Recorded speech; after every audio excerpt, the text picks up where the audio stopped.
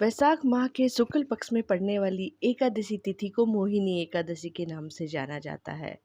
ऐसा कहा जाता है कि मोहिनी एकादशी का व्रत रखने वाला व्यक्ति मोह माया के जंजाल से मुक्त हो जाता है और उसे मोक्ष की प्राप्त होती है। माना जाता है कि इस एकादशी का व्रत करने वालों के कई जन्मों के पाप भी नष्ट हो जाते हैं।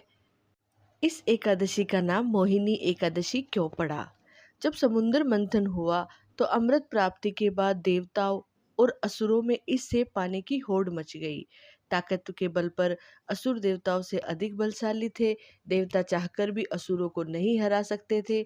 सभी देवताओं की आग्रह पर भगवान विष्णु ने मोहिनी का रूप धारण करके असुरों को अपने मोह माया के जाल में फंसाकर सारा अमृत देवताओं को पिला दिया।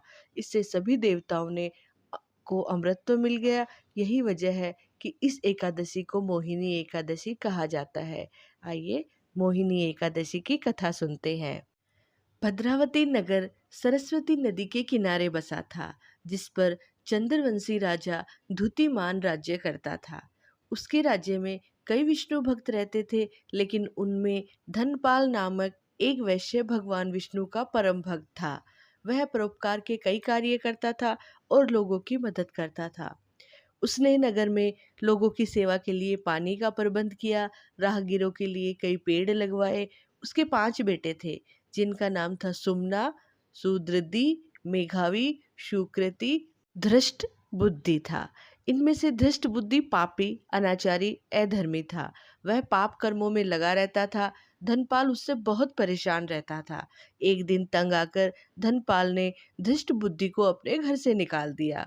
बेघर और निर्धन होने पर उसके दोस्तों ने भी उसका साथ छोड़ दिया। उसके पास खाने पीने के लिए कुछ नहीं था, तो वह चोरी करके अपना गुजारा करने लगा। एक बार उसे राजा ने पकड़ लिया, लेकिन धर्मात्मा पिता की संतान होने के कारण उसे छोड़ दिया। दूसरी बार फिर पकड़ा गया तो राजा ने उसे जेल में डाल दिया। दूसरी बार चोरी करते हुए पकड़ा गया था तो उसे नगर से बाहर निकाल दिया गया।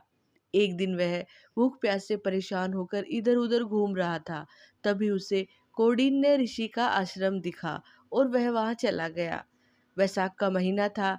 ऋषि गंगा स्नान करके आए थे। उनके गीले वस्त्रों के छींटे उस पर पड़े। ऐसे में गंगा जल के छींटे धृष्ट बुद्धि को कुछ बुद्धि आई। उसने ऋषि कौंडिन्य को प्रणाम किया और कहने लगा कि उसने बहुत पाप कर्म किए हैं, इससे मुक्ति का मार्ग बताइए। ऋषि कौंडिन्य को धृष्ट बुद्धि पर दया आ गई। उन्होंने कहा कि वैशाख शुक्ल एकादशी को मोहिनी एकादशी का व्रत करो, इससे तुम्हारा उद्धार होगा।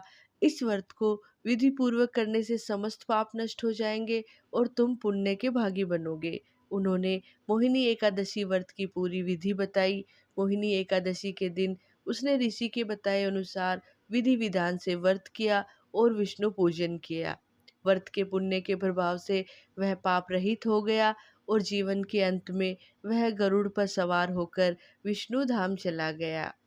भगवान विष्णु आप सभी पर अपनी कृपा बनाए रखे। मोहिनी एकादशी की आप सभी को ढेर सारी शुभकामनाएं। श्री हरि विष्णु की जय हो।